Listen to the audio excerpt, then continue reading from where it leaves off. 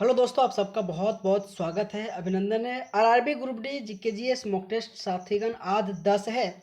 और साथीगण आइए previous year question discussion करने वाले हैं कि आपके 2022 में किस प्रकार से दोस्तों क्वेश्चन पूछा गया था। तो साथीगण पहला क्वेश्चन की मैं बात करूं तो पहला क्वेश्चन पूछा गया था कि निम्नलिखित में से कौन सा बेकिंग सोडा को उपयोग नहीं है, जिसमें से आपके तीन ऑप्शन दिया गया था। पानी के जल को जीवाणुओं से मुक्त कराने के लिए बेकिंग सोडा का उपयोग किया जाता है। दूसरा पॉइंट कह रहा है कि सोडा अम्ल अग्निशमक में इनका उपयोग किया जाता है। तीसरा पॉइंट बोल रखा है कि एंटीसेडिड का एक घटक है। इसमें से अगर मैं बात करूं साथीगण तो जो ऑप्शन नंबर एक है ना, पीने के जल का जीवाणु का मुक्त करने के लिए आपके बेकिंग सोडा का उपयोग नहीं किया जाता है।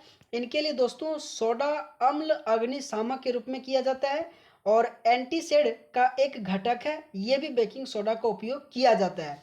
साथीगण अगर मैं आपको कहूं कि बेकिंग सोडा का अगर सूत्र जो आपके एग्जाम में पूछा गया था तो NaHCO3 आपको साथीगण याद रखना आपके एग्जाम में हमेशा बेकिंग सोडा से। और साथ ही साथीगण अगर मैं बात करूं कि धोवन सोडा आपके एग्जाम में कि धोवन सोडा का अगर मैं सूत्र की बात करूं तो Na2CO3 इंटू 10H2O धोवन सोडा का याद रखना है। अगर मैं जिप्सम की बात करूं साथीगण तो जिप्सम का CaSO4 इंटू 2H2O इनका सूत्र होता है। और अगर मैं प्लास्टर ऑफ पेरिस की बात करूं तो CaSO4 into half H2O plaster of Paris का सूत्र होता है। हमेशा आपके एग्जाम में दोस्तों ये जितने भी बेकिंग सोडा, धोवन सोडा, जिप्सम और प्लास्टर ऑफ पेरिस है, ये बहुत इंपॉर्टेंट है साथीगण, आपको ध्यान देना है। अगर मैं अगला क्वेश्चन की बात करूं दोस्तों कि खजुराहो के जो मंदिर का निर्माण किस राजवंश के दौरान हुआ था। गुप्त साम्राज्य नहीं दोस्तों, चंदेल राजवंश, गजनी राजवंश और लोधी राजवंश। तो इस क्वेश्चन का आंसर आपके चंदेल राजवंश के द्वारा खजुराहो के मंदिर का निर्माण करवाया गया था। अगर साथीगण मैं बात करूं कि मीनाक्षी मंदिर का जो निर्माण है से किस वंश के द्वारा कराया गया था तो पांडव शासकों के द्वारा कराया गया था। साथीगण याद रखिएगा। अगर मैं बृहदेश्वर मंदिर की बात करूं तो ये आपके राज चोल के द्वारा दोस्तों निर्माण कराया गया था, ये भी आपको याद रखना है। अगर मैं महाबलीपुरम मंदिर की बात करूं तो ये आपके नरसिंह वर्मन सेकेंड के द्वारा बनाया गया था, ये भी पॉइंट आपको ध्यान देना है। और साथ ही दोस्तों गंगकोंड चोलपुरम मंदिर आपके राजेंद्र चोल प्रथम के द्वारा बनाया गया था। ये चार आपको दोस्तों ध्यान देना है। मीनाक्षी मंदिर आपके पांडव शासक के द्वारा, बृहदेश्वर मंदिर आपके राजा राज चोल के द्वारा बनाया गया था। अगर मैं महाबलीपुरम मंदिर की बात करूं तो नरसिंह वर्मन सेकेंड के द्वारा बनाया गया था। और गंगकोंड चोलपुरम मंदिर की बात करूं तो आपके राजेंद्र चोल प्रथम के द्वारा बनाया गया था। और ये जितने भी मैंने कहा ना दोस्तों, ये सारे के सारे आपके तमिलनाडु के मंदिर है। और हमेशा आपके एग्जाम में दक्षिण भारत से संबंधित मंदिर पूछा जाता है। और इस क्वेश्चन का आंसर आपके चंदेल राजवंश के द्वारा खजुराहो के मंदिर को बनाया गया था। साथीगण अगर आपको क्वेश्चन के साथ एक्सप्लेनेशन अगर आपको पढ़ने में मजा आए ना दोस्तों, तो आप सबसे रिक्वेस्ट है एक लाइक हमारे लिए जरूर करना, ठीक है दोस्तों, है ना। अगर मैं अगला क्वेश्चन की बात करूं कि डैश नदी ब्रह्मपुत्र नदी प्रणाली का एक हिस्सा है तो इसमें से लोहित, गोमती, रामगंगा और कोसी। तो लोहित नदी ब्रह्मपुत्र नदी प्रणाली का एक हिस्सा है, साथीगण याद रखना है। अगर मैं ब्रह्मपुत्र की सहायक नदी की बात करूं तो आपको ध्यान देना है दिबांग, जो बहुत इंपॉर्टेंट है साथीगण, आपको ध्यान देना है। अगर मैं बात करूं लोहित नदी, ये भी आपके ब्रह्मपुत्र के सहायक नदी है। अगर मैं बात करूं दोस्तों धनसिरी, ये धनसिरी जो है ना दोस्तों, ये भी आपके ब्रह्मपुत्र के सहायक नदी है। कामेंग, मानेस और तीस्ता और साथ ही सुबनसिरी, ये जितने भी मैंने आपको 7 नाम कहा ना दोस्तों, आपके एग्जाम के लिए बहुत इंपॉर्टेंट है। हमेशा ब्रह्मपुत्र से सहायक नदी क्वेश्चन पूछा जाता है। अगर मैं बात करूं दिबांग, लोहित, धनसिरी, कामेंग, मानस, तीस्ता तीस्ता और साथ ही सुबनसिरी आ जाएगा। अगर मैं ब्रह्मपुत्र की लेंथ की बात करूं तो 2948 किलोमीटर है, ये भी पॉइंट याद रखिएगा। और ब्रह्मपुत्र को बांग्लादेश में जमुना कहा जाता है और वहीं ब्रह्मपुत्र को चीन में यारलुंग चंगबो कहा जाता है दोस्तों, ये भी पॉइंट आपको ध्यान देना है। अगर साथीगण में अगला क्वेश्चन की बात करूं कि द्वितीय पंचवर्षीय योजना में निम्नलिखित में से किस क्षेत्र पर सर्वाधिक बल दिया गया था। अगर मैं बात करूं इस क्वेश्चन का आंसर तो उद्योग जो है ना, द्वितीय पंचवर्षीय योजना में सबसे अधिक फोकस आपके उद्योग पे किया गया था। अगर मैं बात करूं कि द्वितीय पंचवर्षीय योजना का कार्यकाल आपके 1956 से लेकर 61 के बीच में किया गया था। अगर मैं बात करूं कि द्वितीय पंचवर्षीय योजना किस मॉडल पे था तो आपके महालनोबिस मॉडल पे था। ये भी पॉइंट आपको साथीगण याद रखना है। हमेशा आपके एग्जाम में तीसरे पंचवर्षीय योजना से क्वेश्चन पूछा जाता है, जो आपके साथीगण सबसे विफल पंचवर्षीय योजना माना जाता है, और आपके 1961 से लेकर 1966 के बीच इनका कार्यकाल था। आपको साथीगण याद रखिएगा। अभी आपके जितने भी एग्जाम आपके आरपीएफ कांस्टेबल का हुआ, अभी आपके आरपीएफ एसआई का एग्जाम हुआ, आपके जितने भी दोस्तों क्वेश्चन अभी आपके 2024 और 2025 के बीच में हो चुका है, आप जाके दोस्तों क्वेश्चन उठाइएगा। 5 ईयर प्लान से संबंधित हर एक पेपर में एक क्वेश्चन पूछा गया था। तो दोस्तों आपके एग्जाम में भी क्वेश्चन पूछा जा सकता है। अगर मैं 5वीं पंचवर्षीय योजना की बात करूं, तो उसमें से गरीबी हटाओ आत्मनिर्भर योजना जो कि लाया गया था, यह भी कई बार आपके एग्जाम में क्वेश्चन पूछा गया था। अगला क्वेश्चन साथीगण की फोकल लंबाई की एसआई इकाई क्या होता है? तो इस क्वेश्चन का आंसर आपके मीटर आ जाएगा। अगर दोस्तों मैं बात करूं कि आपके लंबाई का, अगर मैं बात करूं कि एसआई इकाई क्या होता है, तो मीटर आता है। और अगर मैं विद्युत धारा की एसआई मात्रा की बात करूं तो एम्पियर दोस्तों। और अगर मैं ज्योति तीव्रता की बात करूं एसआई यूनिट, तो आपके कैंडला आ जाएगा। ये 3 पॉइंट बहुत इंपॉर्टेंट है, हमेशा आपके एग्जाम में क्वेश्चन पूछा जाता है कि लंबाई का एसआई मात्रक मीटर, विद्युत धारा का एसआई मात्रक एम्पियर, और ज्योति तीव्रता का अगर मैं एसआई मात्रक की बात करूं साथीगण, तो कैंडला आ जाएगा। ये भी पॉइंट साथीगण आपको ध्यान देना है। अगर दोस्तों मैं अगला क्वेश्चन की बात करूं, तो आपके एग्जाम में क्या पूछा गया था कि 2002 में भारत के संविधान के किस अनुच्छेद में संशोधन किया गया था कि एक खंड के जोड़ा गया था, जिसमें कहा गया था कि 6 वर्ष से 14 वर्ष की आयु के बीच के अपने बच्चे या जैसे भी मामला हो, शिक्षा के अवसर प्रदान करने के लिए माता पिता या अभिभावक कौन है? साथीगण ये बहुत इंपॉर्टेंट क्वेश्चन है। आर्टिकल 51 ये में इसके बारे में कहा गया था, आपको याद रखिएगा। अभी वर्तमान में 11 मौलिक कर्तव्य है, और अगर मैं 11वां मौलिक कर्तव्य की बात कहूँ ना, तो दोस्तों 86वें संविधान संशोधन अधिनियम 2002 के ही माध्यम से 6 से लेकर 14 साल के शिक्षा के बारे में कहा गया था। ये साथीगण आपको याद रखना, हमेशा आपके एग्जाम में मौलिक कर्तव्य से क्वेश्चन पूछा जाता है। अगर साथीगण मैं बात करूं इस क्वेश्चन का, तो बेसिकली आंसर आर्टिकल 51 ये आ जाएगा। अगर मैं मौलिक कर्तव्य यानी कि 51 ये, अगर मैं 9 की बात कहूं, तो इसमें कहा गया कि सार्वजनिक संपत्ति की सुरक्षा हमारे संविधान के 51 ये आने की 9 में कहा गया है। अगर मैं 51 ये 7 की बात करूं, तो प्राकृतिक पर्यावरण की सुरक्षा के बारे में हमारे मौलिक कर्तव्य में कहा गया है। अगर मैं 51 ये 1 की बात करूं, तो इसमें से संविधान की पालन करने के बारे में कहा गया है।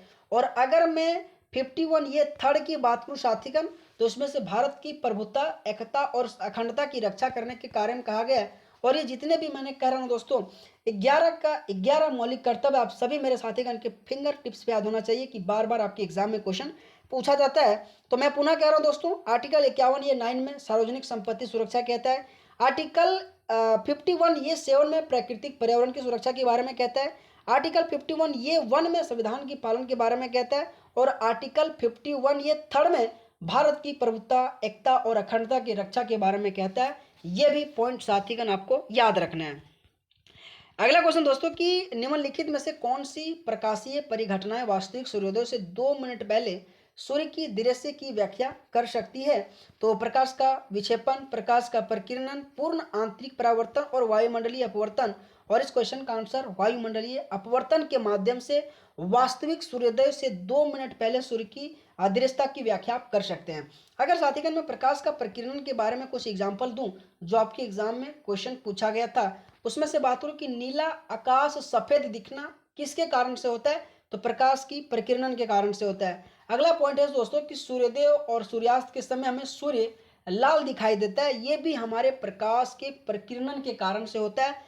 साथीगण आपको याद रखना, हमेशा प्रकाश प्रकीर्णन और अपवर्तन से क्वेश्चन पूछा जाता है। अगर मैं अपवर्तन से कुछ इंपॉर्टेंट अगर बात कहूं, तो पानी की सतह पर छड़ी हुई जो मुड़ी दिखाई देता है ना, कि पानी की सतह पर जो छड़ी है सो मुड़ी हुई दिखाई देता है, ये आपके अपवर्तन के कारण से होता है। ये दोनों पॉइंट प्रकाश के प्रकीर्णन और प्रकाश के अपवर्तन से क्वेश्चन आपके एनटीपीसी में, आपके ग्रुप डी में क्वेश्चन बार बार पूछा जाता है। अगला क्वेश्चन कि भारत के संघीय न्यायालय ने किस वर्ष कार्य प्रारंभ जो कि किया था? दोस्तों ये क्वेश्चन आपके बार बार क्वेश्चन पूछा जाता है, जिसमें से अगर मैं इस क्वेश्चन का आंसर की बात करूं, तो आपके दोस्तों 1937 आ जाएगा। ठीक है, कि 1937 में भारत के संघीय न्यायालय ने कार्य शुरू करना शुरू किया था। अगर मैं बात करूं कि भारत का पहला उच्च न्यायालय जो कि कहाँ पे है, तो कोलकाता में। ये दोस्तों हमेशा क्वेश्चन पूछा जाता है कि इनकी स्थापना कब हुआ था, तो 1862 में हुआ था। और ये कई बार क्वेश्चन पूछा जाता है कि भारत का जो पहला उच्च न्यायालय था ना, उनका मुख्य न्यायाधीश कौन था, तो हीरालाल जे कान्या था। ये भी पॉइंट साथीगण आपको याद रखना है। कई बार क्वेश्चन आपके एग्जाम में पूछा जाता है कि भारत का पहला उच्च न्यायालय कौन था, तो कोलकाता उच्च न्यायालय 1862 में स्थापना किया गया था। और पहला मुख्य न्यायाधीश की बात करूं तो हीरालाल जे कान्या था। ये भी पॉइंट साथीगण आपको याद रखना है। और भारत में संघीय न्यायालय की अगर मैं बात करूं कि कब कार्य शुरू किया था, तो 1937 में हुआ था। ऑप्शन नंबर 2 आपको याद रखना है। अगर साथीगण मैं अगले क्वेश्चन की बात करूं कि निम्नलिखित तिथियों में से हिंदी को भारतीय संघ की आधिकारिक भाषा के रूप में कब अपनाया गया था। ये दोस्तों बहुत इंपॉर्टेंट क्वेश्चन है। ऑप्शन 30 नवंबर 1954, 26 जनवरी 1950, 14 सितंबर 1949 और 15 अगस्त 1947। और अगर इस क्वेश्चन की आंसर की बात करूं तो 14 सितंबर 1949 को ही हिंदी को भारतीय संघ की आधिकारिक भाषा के रूप में अपनाया गया था। अगर साथीगण मैं बात करूं कि आर्टिकल 343 बहुत इंपॉर्टेंट है। क्वेश्चन पूछा जाता है कि हिंदी भारत का राजभाषा घोषित किया गया था किस आर्टिकल में, तो हमारे संविधान के 343 आर्टिकल में कहा गया था।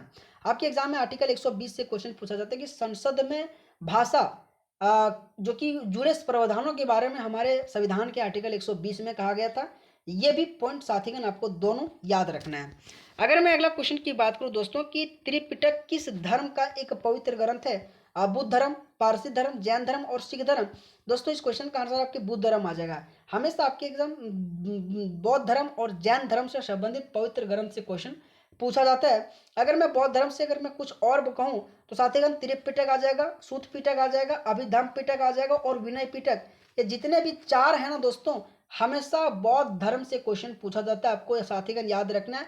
पहला फिर से बोल रहा हूँ दोस्तों, त्रिपिटक, दूसरा सूत पिटक, और अभी अगर मैं बात करूं तो अभिधम्म पिटक और विनय पिटक साथीगण याद रखना है।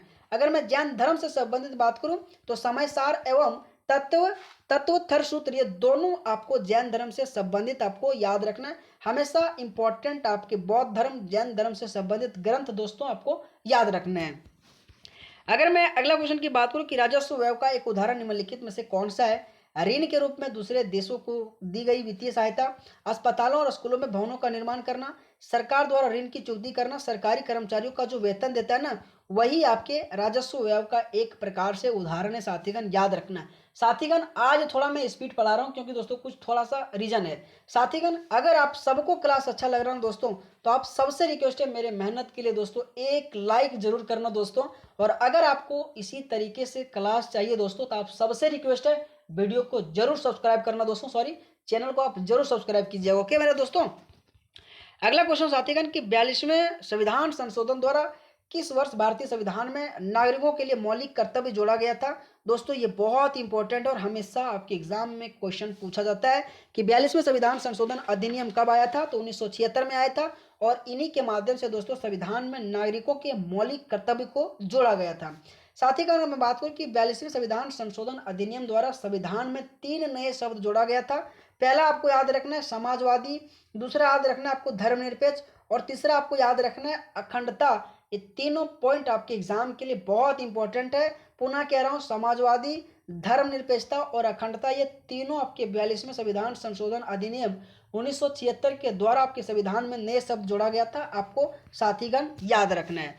अगर दोस्तों मैं अगला क्वेश्चन की बात करूं कि आपके एग्जाम में क्या पूछा गया था कि निम्नलिखित में से किस की गणना माल के मूल्य में प्रतिशत परिवर्तन द्वारा विभाजित वस्तुओं की मांग में प्रतिशत परिवर्तन के रूप में की जाती है, जो दोस्तों बहुत इंपॉर्टेंट है। हमेशा आपके एग्जाम में ग्रुप डी से दोस्तों इकोनॉमिक्स से आसान क्वेश्चन नहीं पूछा जाता है, एक केवल 5 ईयर प्लान से ही आसान क्वेश्चन आता है। बाकी बात दोस्तों हर एक क्वेश्चन कुछ डिफिकल्ट लेवल के साथ क्वेश्चन पूछा जाता है। अगर मैं इस क्वेश्चन का आंसर की बात करूं तो मांग की लोच आ जाएगा, आपको ध्यान देना है। साथीगण कोई भी ऐसा क्वेश्चन अगर आपको नहीं आता तो आप सबसे रिक्वेस्ट है क्वेश्चन का स्क्रीनशॉट मार के एक बार जरूर रिवीजन करना दोस्तों, क्योंकि दोस्तों अगर आपको नहीं आता तो आपको मेहनत करना है दोस्तों, है ना। अगर मैं अगला क्वेश्चन की बात करूं साथीगण कि नेपाल से भारत में कौन सी नदियां बहती है, दोस्तों बहुत इंपॉर्टेंट है ये क्वेश्चन, एक बार नहीं बार बार आपके एग्जाम में क्वेश्चन पूछा गया था। तो कर्णाली इस क्वेश्चन का आंसर आ जाएगा कि नेपाल से भारत में कर्णाली नदी बहता है। ये भी पॉइंट आपको साथीगण याद रखना है। अगला क्वेश्चन है कि नौ कलेवरा उत्सव ओडिशा के जगन्नाथ मंदिर में मनाया जाता है। इस त्योहार में नीम की लकड़ियां से नई मूर्ति बनाई जाती है और ये पूछ रखा है कि बनाया जाता है और डैश के दौरान उन्हें बदल दिया जाता है, तो अधिक मास के दौरान उसे बदल दिया जाता है। ये भी पॉइंट याद रखिएगा। अगर साथीगण मैं ओडिशा से इंपॉर्टेंट कुछ फेस्टिवल की बात करूं तो धनु यात्रा, रज पर्व, बलि यात्रा, नुआखाई, मिट्टी कला महोत्सव, ये 5 नाम आपको ओडिशा से संबंधित उनके फेस्टिवल से संबंधित क्वेश्चन आपको ध्यान देना है। बार बार क्वेश्चन पूछा जाता है दोस्तों कि धनु यात्रा, रज पर्व, बलि यात्रा, नुआखाई और मिट्टी कला महोत्सव ओडिशा से संबंधित है, साथीगण याद रखना है। अगला अगर मैं क्वेश्चन की बात करूं साथीगण की हिंदी स्वराज किस स्वतंत्रता सेनानी की पहली निश्चित रचना थी, और निश्चित रचना का शीर्षक है जो अभी भी दुनिया भर में आलोचनात्मक रुचि पैदा कर रहा है, तो इस क्वेश्चन का आंसर महात्मा गांधी आ जाएगा। आपके एग्जाम में दोस्तों दादा भाई नौरोजी जी से क्वेश्चन पूछा जाता है कि grand old man of India के नाम से दादा भाई नौरोजी को कहा जाता है, और इन्होंने दोस्तों 1869 में लंदन में ईस्ट इंडिया एसोसिएशन की स्थापना किया था। ये दोनों पॉइंट साथीगण आपको याद रखना है। दोस्तों लाला लाजपत राय पंजाब केसरी के नाम से जाना जाता है, दोस्तों बहुत इंपॉर्टेंट है, कई बार ये क्वेश्चन लाला लाजपत राय जी से क्वेश्चन पूछा जाता है। महात्मा गांधी से दोस्तों जुड़े आंदोलन मैंने कई बार जो कि रिवीजन करवा चुका हूँ, 1917 दोस्तों, 1918 दोस्तों, 1919 दोस्तों, 1920 दोस्तों, 1942 दोस्तों, 1930 दोस्तों। आपको दोस्तों अगर पिछले क्लास देखे होंगे तो ये मैंने सारा का सारा महात्मा गांधी से हर एक आंदोलन को मैंने रिवीजन करवाया दोस्तों, ठीक है। अगला क्वेश्चन साथीगण की मुद्रास्फीति से निपटने के लिए आरबीआई द्वारा निम्नलिखित में से कौन सा उपाय अपनाए जाने की संभावना है, तो CRR बढ़ाएं, रेपो दर बढ़ाएं, और अगर मैं इस क्वेश्चन की आंसर की बात करूं तो इसमें से दोनों है दोस्तों जो आरबीआई द्वारा अपनाया जाना चाहिए कि CCR बढ़ाया जाए, रेपो रेट दर बढ़ाया जाए। अगर मैं आरबीआई की बात करूं तो 1934 में एक्ट आया था, 1935 में इसकी स्थापना हुआ था, 1949 में इसकी क्या हुआ था, तो राष्ट्रीयकरण हुआ था। ये 3 पॉइंट आपको आरबीआई से याद रखना। और जब आरबीआई शुरुआत पूंजी में आया था तो 5 करोड़ लागत के साथ इन्होंने शुरू किया था, ये भी पॉइंट साथीगण आपको ध्यान देना है। अगला क्वेश्चन दोस्तों कि वनों के संदर्भ में निम्नलिखित में से कौन सा कथन गलत है, वे पानी का संरक्षण करते हैं, वे मिट्टी के संरक्षण नहीं करते हैं, वे विभिन्न प्रकार के उत्पाद प्रदान करते हैं, वे वनस्पतियों और जीवों की विशाल विविधता को बराबर बनाकर रखता है। तो इसमें से ये गलत है दोस्तों कि वे मिट्टी का संरक्षण नहीं करता, ये गलत बात बोल रखा है कि ये मिट्टी का संरक्षण करता है, ये आपको याद रखना है, ठीक है। अगला क्वेश्चन साथीगण की निम्नलिखित में से किसे कोशिकीय घटक को कोशिका की प्रोटीन फैक्ट्री के नाम से जाना जाता है, तो माइटोकॉन्ड्रिया, गोल्गी कॉइल, राइबोसोम और हरित लवक। और मैं बात करूं दोस्तों कोशिकीय घटक की कोशिका की फैक्ट्री, जो प्रोटीन की फैक्ट्री के नाम से आपके राइबोसोम को जाना जाता है, साथीगण आपको याद रखना, कई बार राइबोसोम से क्वेश्चन पूछा जाता है। अगर मैं बात करूं दोस्तों माइटोकॉन्ड्रिया कोशिका का पावर हाउस कहा जाता है, बहुत इंपॉर्टेंट है, ये एक बार ने कई बार से क्वेश्चन पूछा जाता है। और अगर मैं बात करूं राइबोसोम आपके प्रोटीन का संश्लेषण आपके राइबोसोम के द्वारा किया जाता है। अगला क्वेश्चन साथीगण कि जब भारत की तरह विधानमंडल के 2 सदन होते हैं तो इसे क्या कहा जाता है, तो द्विसदनीय विधानमंडल कहा जाता है। अगर मैं बात करूं कि भारत में 6 ऐसे राज्य हैं जहां द्विसदनीय विधानमंडल है। अगर मैं बात करूं आंध्र प्रदेश, अगर दूसरा बात करूं तो आपके महाराष्ट्र आ जाएगा, अगर मैं तीसरा बात करूं तो कर्नाटक आ जाएगा, चौथा में बात करूं तो तेलंगाना आ जाएगा, और पांचवा में बात करूं तो आपके बिहार आ जाएगा। दोस्तों फर्स्ट, दूसरा, 3, 4 और 5 उत्तर प्रदेश, सॉरी आंध्र प्रदेश और महाराष्ट्र, कर्नाटका, तेलंगाना और आपके बिहार और यूपी आ जाएगा, ठीक है। आपके यूपी आने की 6 राज्य है दोस्तों जो आपके द्विसदनीय विधानमंडल है। पहला आपके आंध्र प्रदेश, दूसरा आपके महाराष्ट्र, तीसरा आपके कर्नाटका, चौथा आपके तेलंगाना और पांचवा साथीगण आपके बिहार आ जाएगा, और छठा आपके यूपी आ जाएगा, साथीगण आपको ध्यान देना है। अगला क्वेश्चन है कि भारत कितने देशों के साथ अपनी स्थलीय सीमा साझा करता है, तो साथीगण 7 ऐसे देश है जहां, सॉरी 6 ऐसे देश है जहां भारत अपनी स्थलीय सीमा साझा करता है। अगर मैं बात करूं दोस्तों उसमें से भी इंपॉर्टेंट आपके नो दोस्तों, सॉरी सॉरी सॉरी सॉरी अगर मैं बात करूं कि भारत कितने देशों के साथ अपनी स्थलीय सीमा साझा करता है, तो इस क्वेश्चन का आंसर साथीगण आपके ऑप्शन नंबर 2 आ जाएगा कि 7 ऐसे देश है जहां भारत जो कि अपनी स्थलीय सीमा साझा करता है। उसमें से दोस्तों अगर मैं बात करूं तो पाकिस्तान आ जाएगा, अगर मैं बात करूं दोस्तों अफगानिस्तान आ जाएगा, नेपाल आ जाएगा, चीन आ जाएगा, बांग्लादेश आ जाएगा, भूटान आ जाएगा और म्यांमार आ जाएगा। साथीगण आपको ध्यान देना है कि 7 देशों के साथ भारत अपनी स्थलीय सीमा साझा करता है, पाकिस्तान, अफगानिस्तान, नेपाल, चीन, बांग्लादेश और भूटान और म्यांमार आ जाएगा। अगला क्वेश्चन साथीगण कि भारत की सीमा किस देश के साथ 4096.70 किलोमीटर लगती है, तो दोस्तों बहुत इंपॉर्टेंट है, बांग्लादेश के साथ सबसे ज़्यादा लगता है। और अगर मैं बात करूँ बांग्लादेश के बाद दूसरा नंबर पे चीन आता है, जो आपके 4057 किलोमीटर के बीच में रहता है। फिर जाके दोस्तों आपके पाकिस्तान आता है, जो 3323 किलोमीटर के साथ रहता है। फिर जाके नेपाल आता है, आपके 1751 किलोमीटर के बीच में रहता है। तो दोस्तों आपको ध्यान देना है। तो साथीगण, आप सबको क्लास कैसा लगा? और दोस्तों आप सबको अगर क्लास अच्छा लगा तो आप सबसे रिक्वेस्ट है दोस्तों, आप वीडियो को लाइक ज़रूर करना दोस्तों। थोड़ा आज मैं फास्ट पढ़ाया हूँ, मैं स्वीकार करता हूँ। तो कल से दोस्तों थोड़ा सोलो पढ़ाऊंगा, है ना। लेकिन दोस्तों आप सबको अगर अच्छा लगा तो आप सबसे रिक्वेस्ट है, बहुत बहुत धन्यवाद दोस्तों, थैंक यू सो मच। लेकिन लाइक ज़रूर करना, ठीक है।